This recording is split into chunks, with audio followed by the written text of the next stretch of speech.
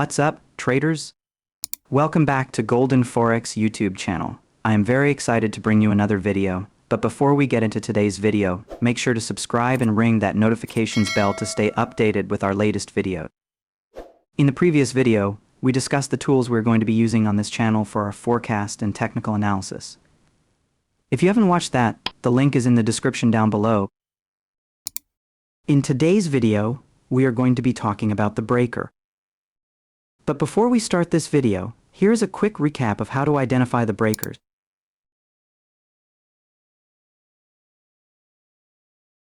There's only one thing that separates the mitigation block from the breaker, and we are about to find out what.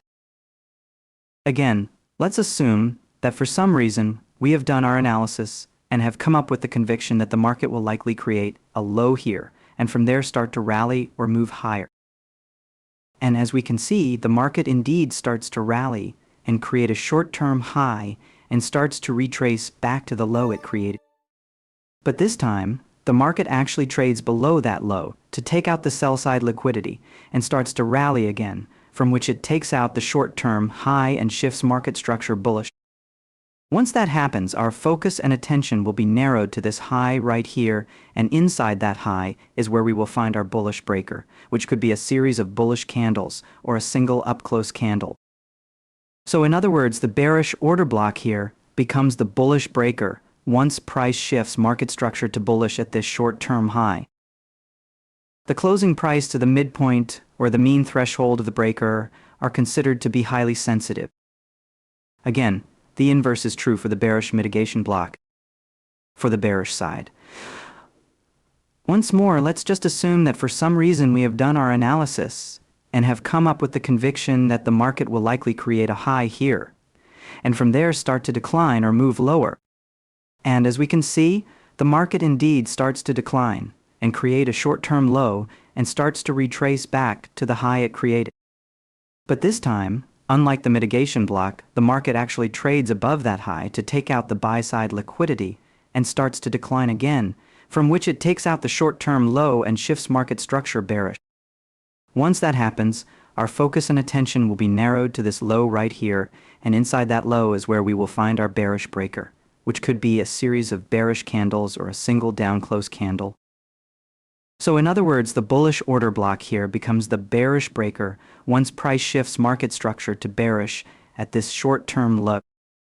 The closing price to the midpoint or the mean threshold of the breaker are considered to be highly sensitive as well. And it is always better if price fails to get through the mean threshold or midpoint. Welcome back, guys. We are now going to go into the charts and take a look at a few examples of the breaker. And from the previous video recap, we have at least an idea of what a breaker looks like. So without further ado, let's get into it. Now here we are on a price chart, and as we can see, this is a low followed with a rally and a high.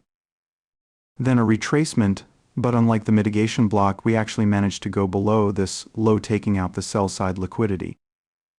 Now we have a low, have a high, and a lower low.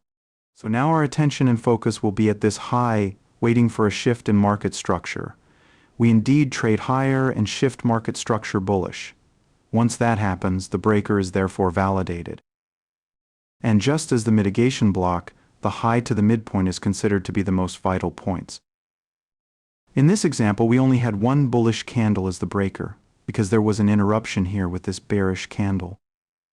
So we can label this bullish breaker high, which is the high of the breaker. We also have the bullish breaker mean threshold, which is always a good sign of strength if price fails to get there. And the bullish breaker low. And now the questions of where to enter comes in, which we talked a little bit about in the previous video, named mitigation block. And we said mitigation blocks and breakers are always best if paired with another PD array in the upper half of the mitigation block or breaker when bullish. So now if we look at this example, what other PD array exists inside the mitigation block from high to midpoint?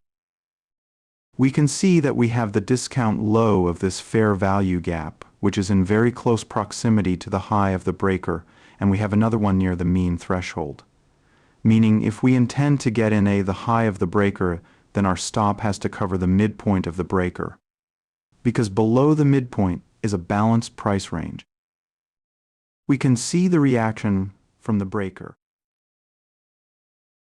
Now let's take a look at bearish example. Following the previous example but inverted, we have a high, followed with a decline and a low. Then a retracement, but again, unlike the mitigation block, we actually managed to go above this high, taking out the buy-side liquidity.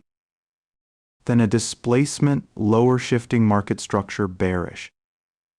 Now we have a high, low, a higher high and a lower low. So once we trade below the short-term low, the breaker now becomes validated. And as we already know by now, the midpoint or above it is where your stop loss should ideally be, depending on the price action or market structure. And in this example, we can also pair the breaker with another PD array, which is the fair value gap. As we can see, we shifted structure and returned to the breaker's low plus the fair value gap discount low, and came back a second time for another institutional order flow entry drill at the breaker's low, then decline.